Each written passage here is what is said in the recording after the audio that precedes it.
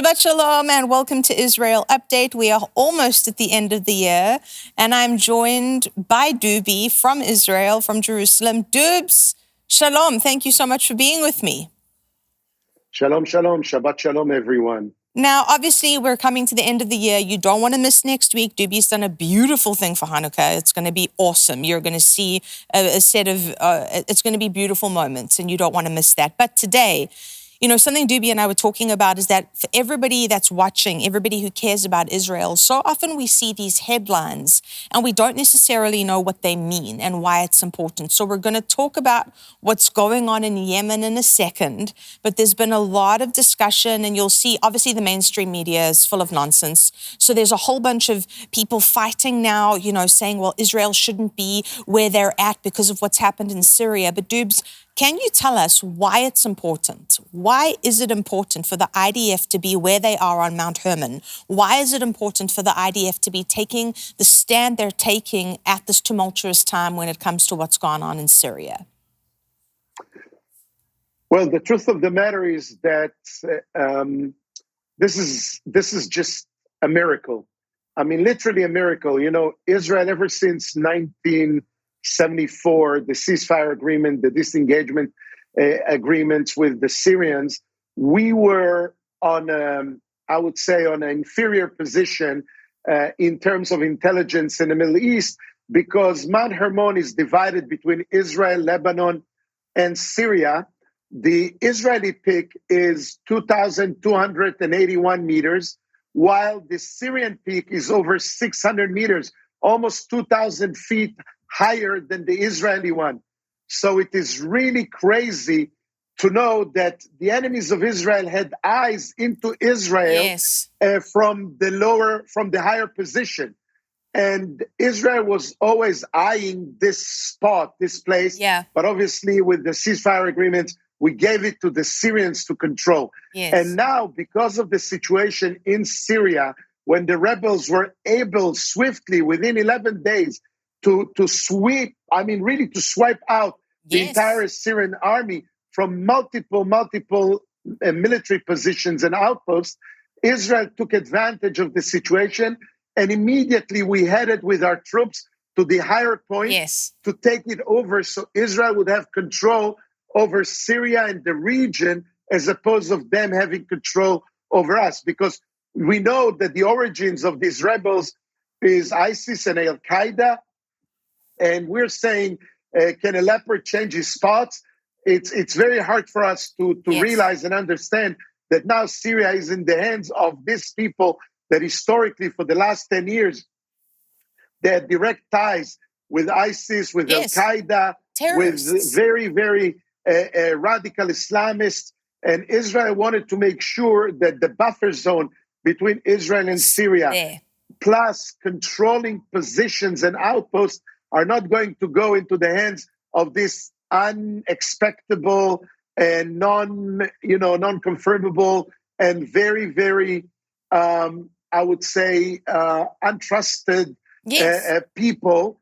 And therefore, Israel did what we've done, and we took advantage of the chaos, in a way, and the hectic situation, and we have sent our troops deeper into Syria, about 12 kilometers away from the Lebanon, from the Beirut-Damascus road, a very high ground on the Syrian Golans, and obviously Mount Hermon. We say here in Israel to the international community that this is only temporary. We want to see how things would unfold in Syria. Would this guy Julani would really change his skin and will come closer and I would say with tighter contacts with the Americans, with the free world. And we are going to judge the situation by the actions and not by the promises. And that's the situation. Israel is also very much concerned now of the military movement of Turkey. Of course. Because we know that one of the biggest allies of Israel and America in Syria are the Kurds in northeast Syria. And these Kurds, they've been loyal to the Americans and loyal to the Israelis for all these years. They want to have their own autonomy, but they consider to be fearless enemies of Turkey. And we are sensing and feeling that Turkey wants to take advantage of the chaos right now and raid over and charge over and launch an attack over these Kurds. And I really wonder what Israel and the US are going to do concerning this situation, because this would be a terrible, terrible thing if we would allow them to go in and literally kill and slaughter all the Kurds. Of course. And so that's the thing for everybody to really understand. There's so much complexity to these situations. And we cannot just trust the headlines that you see of, oh, Israel's done this, oh, Israel's done that. The majority of it is not true. There are reasons for everything that is going on. And again, when you think about how tiny Israel is, surrounded by people that have professed the desire to see the Jews removed from the face of the earth, and they're surrounded by billions, literally billions of Muslims, and there's this tiny little country, it's for the sake of safety and security against a threat that in nature is existential. These people, whether you look at Iran, whether you look at it's the same rhetoric, it's the same desire coming out of all these terrorist groups, and it's a desire to see Israel and the Jews destroyed. And so Israel has to do everything that it can to make sure that they are protected and that their citizens are protected. Now, Doobs, the other thing that everybody's kind of talking about, if you look at the headlines, talk to me about what's going on in Yemen. Well, the Houthis in Yemen, they are the closest allies to Iran. Also geographically, but also in the nature of their Shiite type of perseverance and perception of the world. And they were the ones, for example, to help Iran launch an attack over Saudi Arabia a few years ago, destroying half of the Saudis' oil production. And they want to show their loyalty to the supreme leader of Iran. And they say that they are backing the Palestinians in Gaza by sending and launching attacks over Israel. Ever since the beginning of the war, they launched over 700 rockets and missiles and drones into Israel. In the last few days, almost on a daily basis, there are missiles, ballistic missiles, drones, attack drones that are coming from Yemen. And some of them are able even to infiltrate the Israeli aerial defense systems, and they're causing a lot of damage here in Israel. And Israel said many times already for the last 3 months, we've been telling them, enough. We don't want to retaliate against you because we know how sensitive is the situation over there. Because, once they see that they can't really harm Israel, they might turn into other allies of America, like Saudi Arabia again, or like the UAE or other nations in the Gulf. And therefore, Israel is holding their horses and trying to tame the response. But this was more than enough. They've launched several attacks, even in the middle of the night last night, and Israel decided enough is enough. And we have sent dozens of Israeli jet fighters, aircraft, all the way to Yemen, about 2,000 kilometers away from here, over 1,500 miles away from Israel. And we have launched multiple attacks within the soil that is controlled in Yemen by the Houthis, destroying 3 of their major seaports, destroying some of their oil production, and showing them that we can hit and hurt them anytime we like and in any position or any outpost that they have back there, trying to make a point to make them wake up and stop coming against us. Because I think that the next level will be that Israel will have to do their utmost to take them out. And this time there'll be multiple, probably civilians that will be, attacked. And this would be very tough for Yemen. Yes, absolutely, Doobs. I thank you so much for explaining that. The last thing I want to ask you about, and then we'll let everybody go because it's, coming up to Christmas and Hanukkah and all the things. But there was a report of, people were saying, oh, the IDF they dropped a huge bomb in Syria. But from what my understanding is, that was to ensure that no rebel forces can utilize military assets. Am I correct in saying that that was the reason? Yeah, that's the reason that Israel has been doing all these attacks. Recently, all the attacks within Syria, we have destroyed over 90% of their air force. Wow. We destroyed their entire navy. We have destroyed a lot of the tank brigades and multiple assets of the Syrians. because should these places goes into the wrong hands, this would be a big trouble for Israel. Yes. This would be a terror organization who has a state in their possession with state abilities and state capacities. This is too much that even the world, actually Wonderful. Israel is fighting the war for the world, Yes. not only for Israel. Yes, we would be the immediate direct people to be hurt first, but in general, they're going to come against the entire world because they want to apply their, Sharia laws Yes. all throughout the world, not only in Israel. And the attack that Israel took place wasn't such a big bomb. These are lies, but it was hitting right on the target, which was the biggest explosive storage in Syria. And this was down underground for hundreds of meters down underground. This was where they also kept a lot of their so-called pro or pre-nuclear capacity and a lot of their chemical warfare vicinities. And therefore, the bombs that Israel hit with was actually causing a chain reaction. I got you. And that's what caused the big explosion. Okay. See, this is why I like talking to this man, because he knows these things. And I just love him. Doobs, thank you so much. Like I said, next week, don't miss it. You're going to see some beautiful Hanukkah moments. Doobs, go for it. One thing that I just, recently I'm ending with it. Please pray for Bibi. Yes. Please pray for Bibi Netanyahu. The man has to conduct a war against 7 fronts. Yes. And now in the domestic front, he's been called to interrogations in the Israeli courts almost on us every 2 or 3 days. He has to appear and to testify in courts.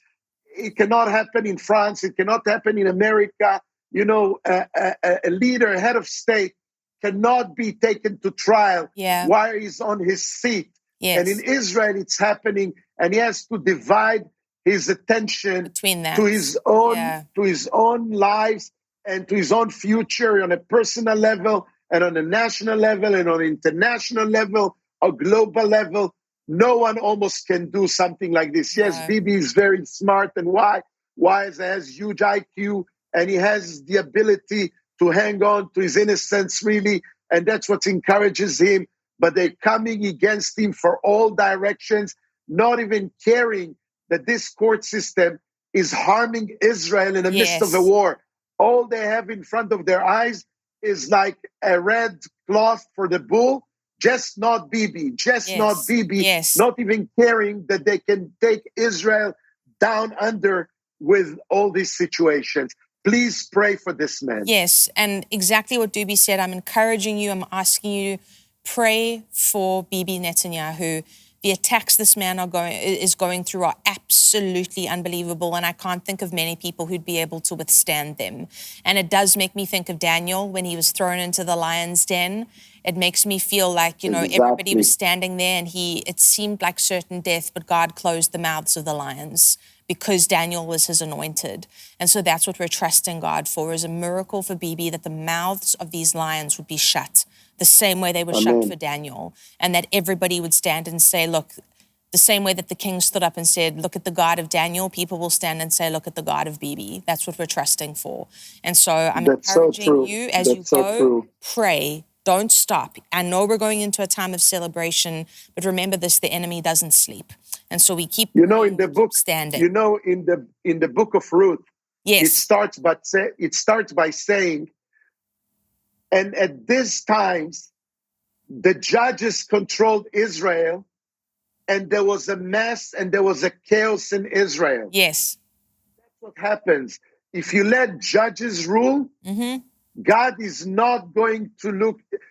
These people, those judges in the courts, they're not elected. Nobody voted for them. Yeah. They're too much power. They've taken too much power over the people who elected the government and the prime minister. And these people are trying to take control over the land of Israel against the will of God. Yes, absolutely. And we've seen God intervene in this nation before, and we're trusting that he's going to intervene again. So keep praying. Don't stop. So we say, God bless you. Shabbat Shalom. And we'll see you next week, as always, on Israel Update. God bless. Shabbat shalom, everyone.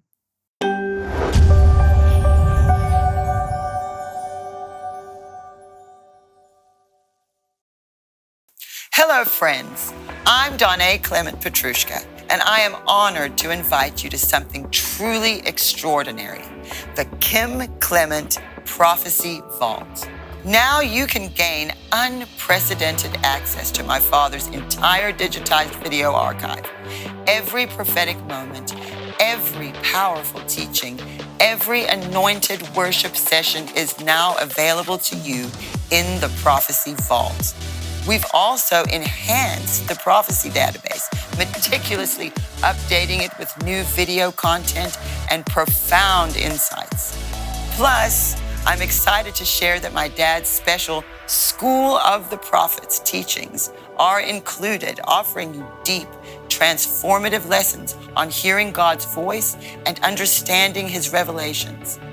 As part of your membership, you'll also gain access to my prophecy blog, where I break down and analyze my father's prophecies, connecting them to current events. This blog will provide you with exclusive insights and a deeper understanding of how God's word is unfolding right now.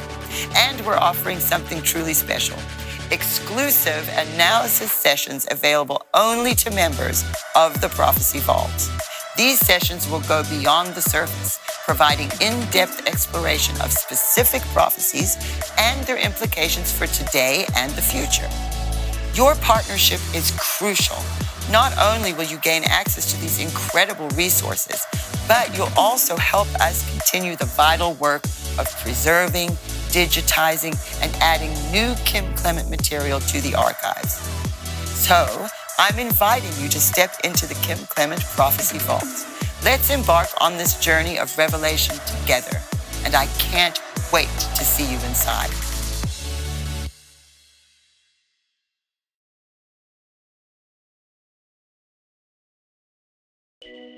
Is my praise good enough?